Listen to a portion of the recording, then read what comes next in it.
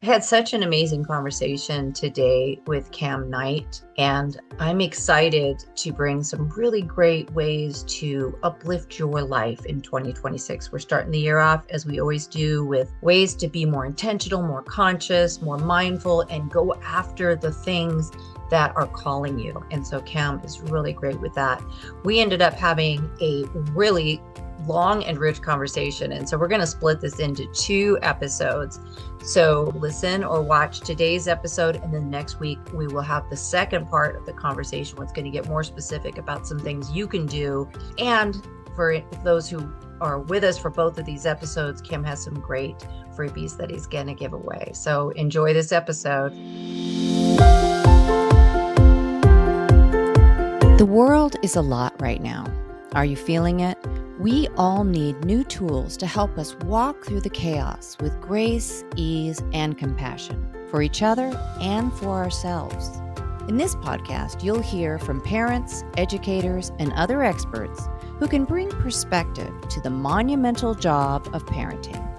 It's time to level up and be warriors for our kids and our communities.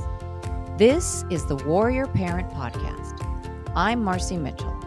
And I'm Debbie DeMano. As parents, we understand that it really does take a village to raise our kids. We hope that this podcast serves to create and support that community for you. Join us as we discuss and practice our core tools, which are proven mind-body techniques that can be used by anyone to improve your life on a daily basis. Welcome to the Warrior Parent Podcast. I'm so glad that you're joining us today. It's a new year, so welcome to 2026. We're talking about all kinds of things about starting this year off intentionally, bringing in the things you would love. And so that makes it a wonderful day to be bringing on our guest. And his name is Kam Knight. And he's a mentor, an international speaker, and a best-selling author of a dozen books in the area of mental, emotional, and physical performance. He's known for bringing fresh solutions and insights that are a rare departure from traditional ideas. And because of his fresh perspectives, his books have become the gold standard for their respective topics, which have helped over 500,000 people. When he's not coaching or writing, he's traveling, having traveled over to over 100 countries around the world. So I'm very excited to have Kam here today. Welcome to the podcast. Thank you very much, Marcy. I am happy to be here, and thank you for having me. Absolutely. Kam had reached out, and when I heard what he was about, I said, that's absolutely for us. Yeah. And I do want to share that, unfortunately, my partner in crime, who would normally be sitting right here with us, is not feeling well today. So she's taking the day off. So it's just going to be me and Kam today. We're going to get into some great topics. So I'm really glad that you're joining us. So Kam, 12 books. That's a lot of books. Yeah. How did you get started with that? And just tell me a little bit about what that's like, writing all those books and Yeah, your so the area. books are interesting. I used to be a CPA in a prior life, Mm. and at a certain point in my life, I had an itch to write. It was an overpowering itch that I couldn't resist. I didn't know where that itch came from because I was never a writer. I didn't like writing. I sucked at writing. The classes in school that I tuned out were English and all Yep, the grammar classes. So I didn't really know much about writing. But as I mentioned, it was an overpowering itch, one that I really couldn't resist. So I yes, pursued it yeah, and I just started writing. And in the beginning, I'll be honest, my writing wasn't good. I had people who were good writers look at my work and they were like, Cam, this isn't good. Like they were just really honest, and it yeah. was We heart need that honest crushing. feedback. Yeah, Still hurts, but it's good to have. yeah. But again, it was an overpowering rage. I don't know why that didn't stop me because normally it would have. I Hmm. kept doing it, and here I am having written 12 books. And now I've got about over 10,000 reviews on Amazon. Amazing. Yeah, That's amazing. I love that idea of the thing that will not leave you alone, because yeah, those are those divine inspirations, those things that drop in that are not going to stop. Thank goodness for those. And thank goodness for your ability to say yes to it, even though you didn't think you were a writer, you didn't Yeah. think you were good at these things. And, we're not necessarily meant to be good at all the things we're meant to do from the start, but it takes some perseverance and some Yeah. resilience. Yeah, and that's actually a good thing that topic that you're bringing up. What I found in my journey of just trying and doing a lot of different things. So even in my 100 country journey, I was never a traveler. At a certain Mm, point, I also had an itch to travel, but I was yeah. terrified to travel. And I was terrified to travel alone, and I was always trying to get people to come with me. But Hmm. unfortunately, and in some ways, fortunately, at the time, my friends weren't travelers and they didn't want to travel. So I took the leap and did it on my own. And then 100 countries later, here I am. And that's That's happened. amazing. Yeah. That's amazing. Yeah. And there's been like a lot of stuff like that. Like I recently took up social dancing, so salsa and bachata. And Ooh, I'll be honest, I have two left feet, no rhythm. Like it was yeah, painful for me to get started.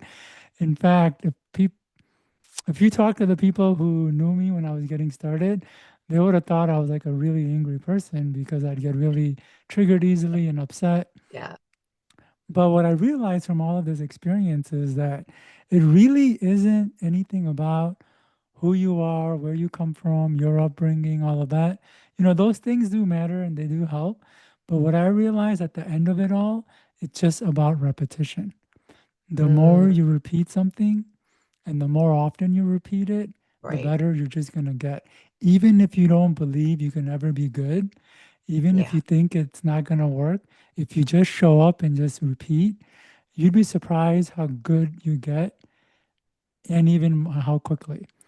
That is And such an important point, and that's been something that's been dawning on me more and more lately too, that sometimes I try something once or twice, and I've talked about this on the podcast before, and I'm just like this is so outside of my ability to do it. I'm never going to get this, and I'll give up. But then sometimes I'll come back to it, try again, get frustrated, walk away, and and then maybe the third time I'll be like, oh yeah, wait, now I see it, or now like it's just that ability to I don't keep know. coming. There's that desire to give up when it's too hard, Yeah, and to just like what you're saying, have that faith in yourself, that belief in the practice to say, just keep trying.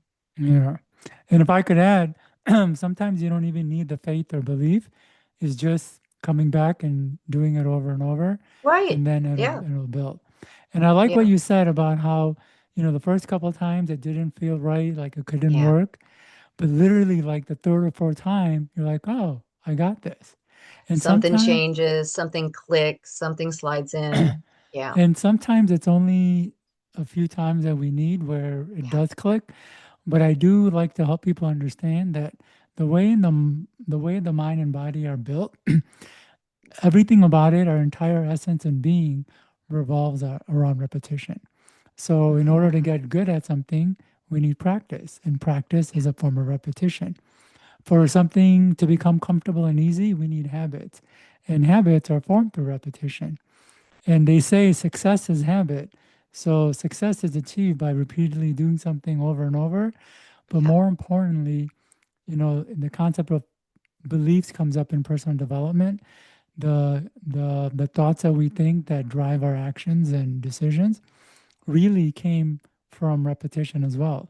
The repeated messages that we heard or gave to For ourselves. real. So Yes. repetition is really, really important. And here's the thing. Sometimes, most times, it takes like 50, 70, 100 times to do something to get it. Yeah. For most people, even experts and people who are on a high level. But unfortunately, the way the brain also works, when we try something and fail after like two or three times, we feel like we'll never give up. But when the reality is the brain is built to need 50, 70, 100 times. So, That is such a key point right there because I think there's so much there were two things you said there that what are you telling yourself, what are people around you telling you, what are you raised in, like the yeah, can do mentality, the what would I love mentality versus the that's too expensive, that's too hard, that's not safe, whatever, something that's limiting. And then that other idea of I don't know. I think we want things to be easy, or we want to believe that we've got these talents that no one else has. And there's people like that who, whatever, pick up a tennis racket or start, virtuoso piano players. But the majority of people, you're here to learn. You're here to learn, Yeah, and like you're saying, the way you learn is the practice, the repetition, and that's okay. Like we we expect. I feel like a lot of times we expect outsized results before putting the work in, yeah, and that's not necessarily how it's meant to be. You're not no. like there's more gratification at that when you work for it more, when you do that, then you've done something. Yeah, there is definitely more gratification, but at the same time, that's just not the way the mind and body are built Yeah, to get good at or pick up yeah. something in just a few tries. But there is a reason why people are expecting that because, when we're growing up and we do something or we pick up something quickly, we do get a lot of praise Hmm. and affirmation. And Yeah, that affirmations really feels really good. So in a way, right. we're seeking that again. And Yeah. two, the way people teach or the expectations that people have is that we should get things quicker than the way the mind and body are built. So then now we're expecting things to come quicker. Yeah. And when it doesn't, then we get frustrated. So going Yeah. back to that dance example, one of Yeah. the reasons I was getting frustrated was because I had this conditioning that I needed to learn this quick. And I Mm. was actually unconsciously wanting that praise of, oh, look, Cam picked this up so quickly. Look how good he is Yeah. while we had to do all this work. And I was seeking that on forcing it. And when it wasn't happening, I was getting frustrated. And I didn't mention this, but I did leave dance for a little bit because I Hmm. didn't pick it up. Yeah. And it's through dance and other things where I realized just how much repetition we do need just to like build the comfortability to do it. Not even do it good, but just to build the comfortability. And then we need even Hmm. more to be able to do it. That's another important point, that comfort level, because we don't like to be uncomfortable. And I so when know. you're doing something and it's hard and you feel like you're failing, that's very uncomfortable. And can you stick with it, at least, like you say, to get to the place where it starts to feel at least a little comfortable, so then the next level can be Yeah. more and more um, Yeah. mastery of the thing. Yeah. So this will really segue nicely into the topic of resistance.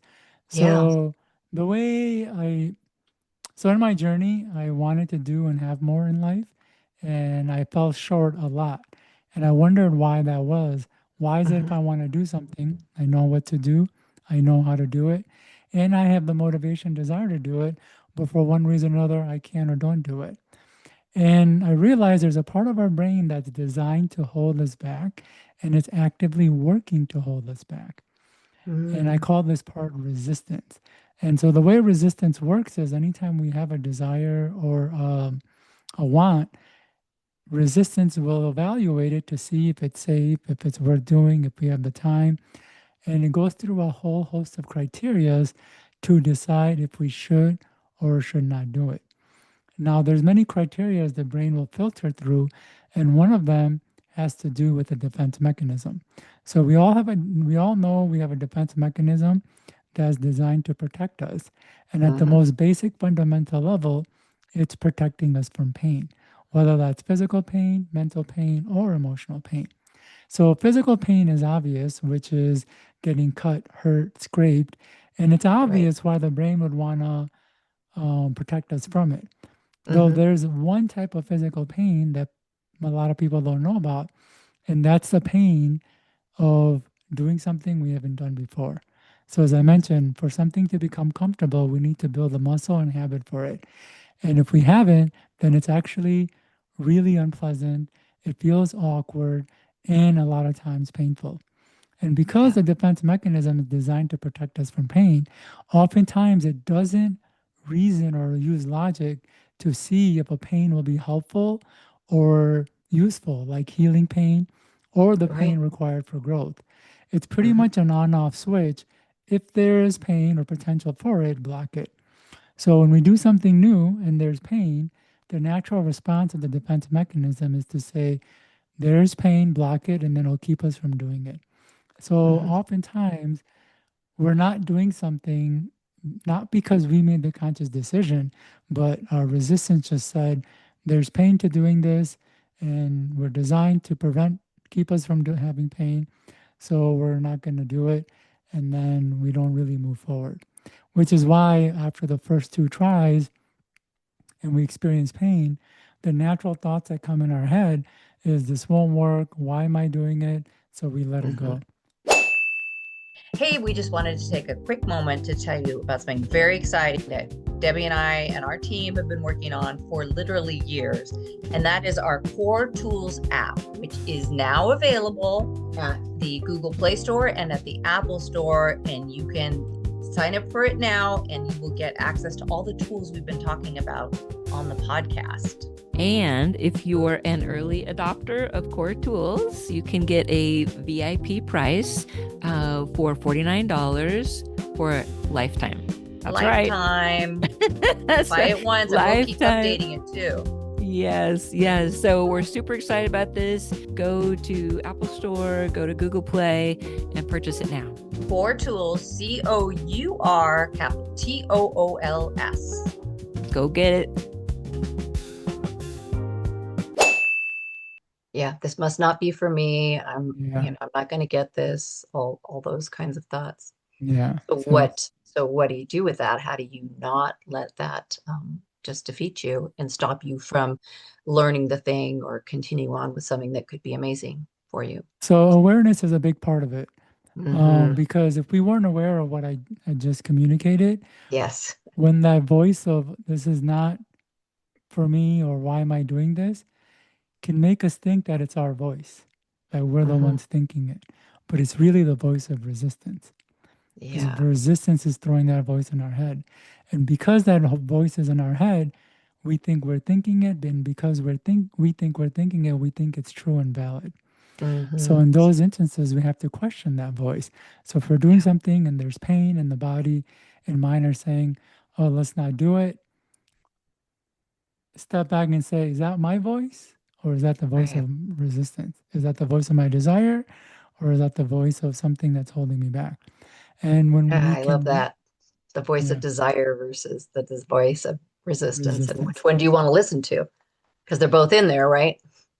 Yeah. And so this is a good point to say, I say, so you have the voice of desires and then you have the voice of resistance. They're both your voices. Hmm. One is pushing you forward while the Yeah, other is giving you the illusion it's pushing you forward when it's actually holding yourself back. And so one of the that's it. keys, yeah, one of the challenges of being human is understanding the difference between the voice of your desire and the voice of resistance because they are both your voices. And so going back to what I had mentioned about how repetition is important. So when we do hit up against that pain and the defense mechanisms like let's not do it, then really helps to remember, oh wait, the defense mechanism doesn't understand that certain pain can actually be helpful, especially in the Mhm. long term. So I have to step in and do that thinking for it. And if the pain does Yeah, come up, we have to say, oh, well, yeah, it's painful, but I've known from experience, either my own or from others, or from hearing Cam talk on this podcast, that this is just pain in the beginning. Then if I keep pushing through, it will subside or go away and I will get to that comfortability. And then we make that decision consciously versus unconsciously or being yeah, completely unaware of it. yeah. I love that. It makes me think of I'm not a runner. I don't enjoy running, but I used to have to run. I was in the military.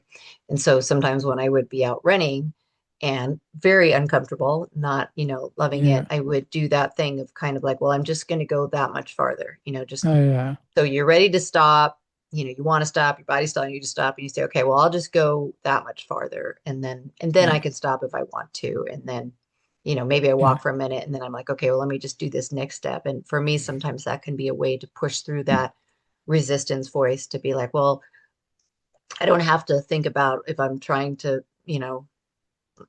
salsa is a good one because I tried salsa a few times and I was like, okay, I cannot do this. This is So So you can imagine the frustration a person would yes, experience. Yeah. yes. So like, okay, well, let Yeah. me just give it 5 classes and then we'll Yeah. see. And then, okay, well, I see a little change. Well, let me try another five, or let me try another two, or let me just try this next thing. It's not necessarily I'm going to the ballroom dance championship, but I'm just gonna keep with this and then be able to look back and see, wow, I've made some progress, and Yeah. that was why I'm here. That's a really important point. So when it comes to dealing with resistance, there isn't one fits all approach. We have Mm, to kind of work on the reason for resistance. As I mentioned, anytime a desire stands before us, it gets evaluated by resistance using a whole host of criteria. mhm, And there's many criteria resistance goes through. And if we're using a technique for one criteria, it may not work for another one. So we really have to work on that specific criteria. And there are many ways that we can either remove the resistance or move past it. mhm, And one of them is what you kind of mentioned. It's a concept that Barbara Oakley talks about in her book, A Mind for Numbers. It's called mhm. process versus product. So a lot of times people focus on product where it's getting the dishes done or Yeah, learning salsa or running a mile. the end But result. the end result, exactly. Yeah, But as you mentioned, if you just focus on the process, I'm gonna clean the dishes for 5 minutes. If I get them all yeah, done, great. If I not, that great as well. yeah. Or you create such a low barrier to entry, I'm gonna run for a few meters or a few Yes, minutes, and I don't have to commit to any more. But once I start and our body gets warmed up and I've already been running, then it's easier to commit to the next and the next and next. So sometimes yes, it helps by reducing the barrier to starting the task. yeah. I love that. It's there's some story about how do you eat the frog, and Yeah, one bite at a time. the Is elephant. that's the same thing, or the elephant? That's that Yeah, same thing of just just take one step, yeah, just focus on the next step, and if that's what it takes to get you moving, then before you know yeah. it. So this will actually segue also into the topic of resistance because resistance has three parts. The first two part is our want, and the other part is resistance. So we have to have a want that gets filtered by resistance. Hmm. And a lot of times people don't realize our own wants can create challenges. And it's hard to imagine, but our own wants and desires can be the very thing that creates a hindrance in our life. And I'll kind of illustrate with a couple examples. So, Yeah. the part of the brain that creates wants and desires is unrestrained. It's creating endless wants one after another. You Hmm. can think of this part of the brain, which I call the wanting mechanism, as just a simple on off switch that gets flipped based on certain cues.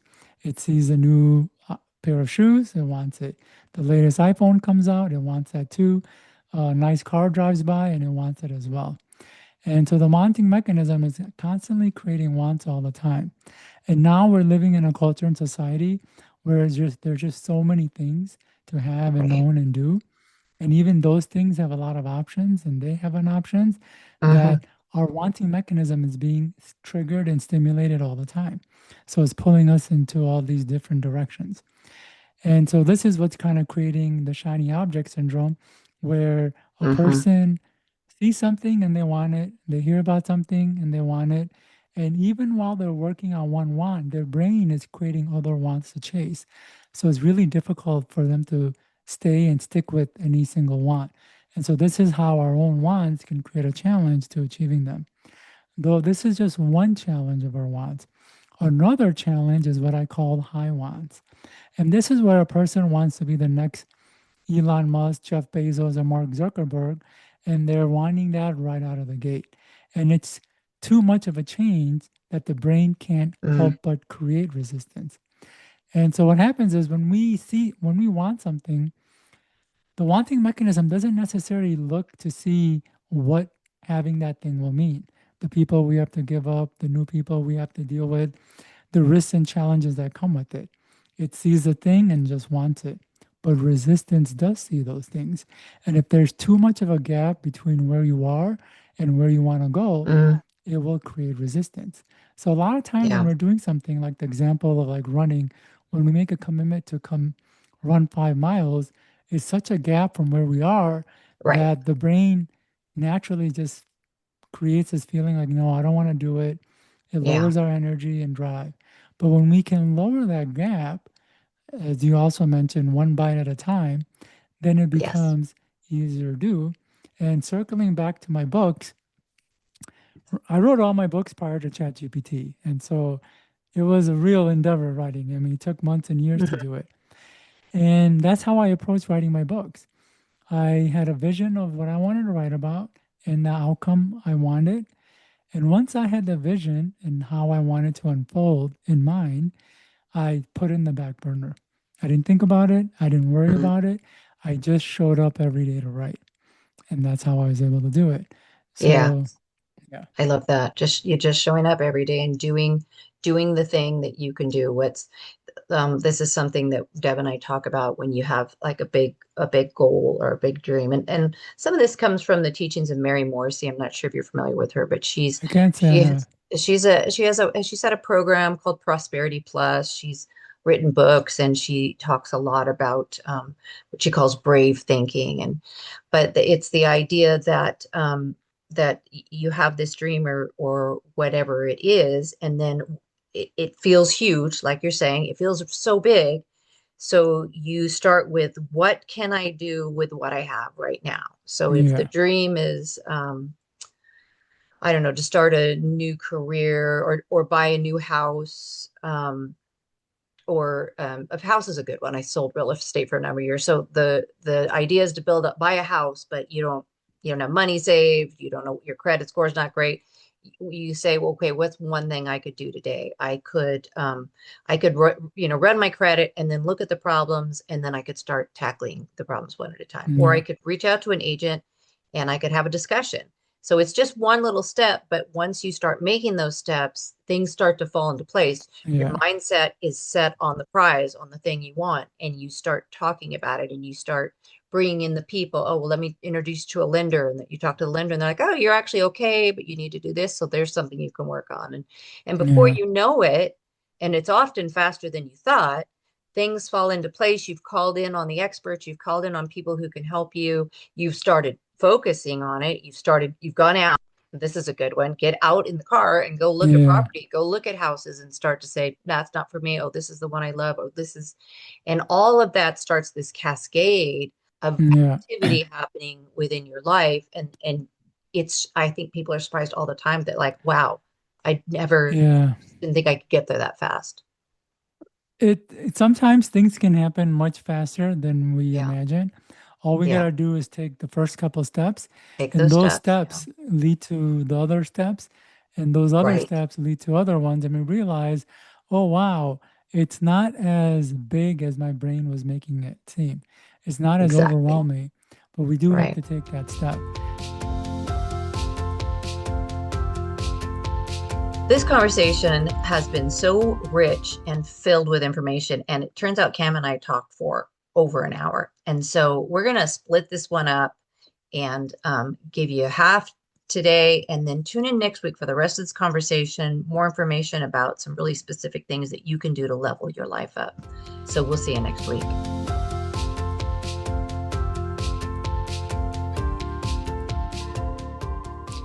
And now for your core mental health break. This is your opportunity to take a moment to support your mental wellness, your peace of mind, your own ease and grace. Take some time every day to support your mental health.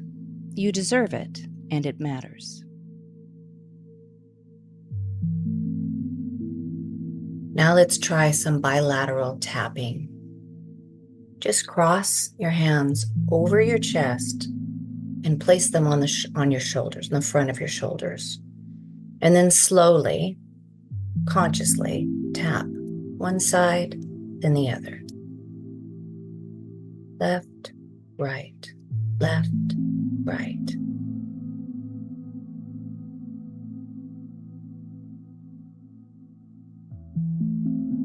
You can tap with your feet if you prefer that, over your hands. is calming your nervous system, bringing you back to a place of center.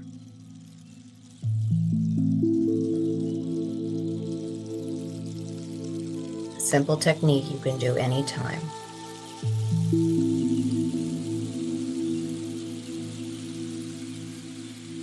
Thank you for pausing for yourself today.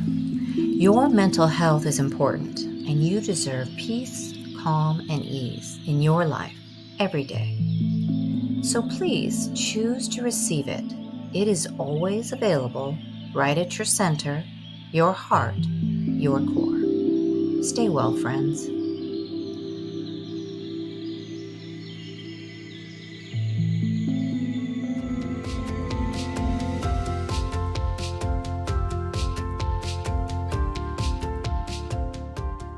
Thanks for listening to the Warrior Parent Podcast, which is a production of our nonprofit, Cour Experience, who also creates and distributes Cour tools.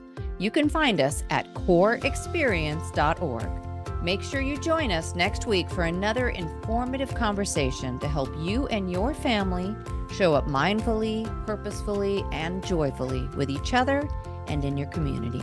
Our Cour Tools platform consists of a number of proven tools and techniques that are designed to reduce stress, anxiety, and overwhelm in spite of what's going on in your world. We want to thank Samuel Hale, LLC, for sponsoring this podcast. Technical and marketing support comes from Inspire Your Brand. Our podcast editor is Justin Beeden. Opinions expressed by guests do not necessarily reflect those of the hosts, the producers, or the financial supporters. I'm Debbie DiMano. And I'm Marci Mitchell. Thanks for listening.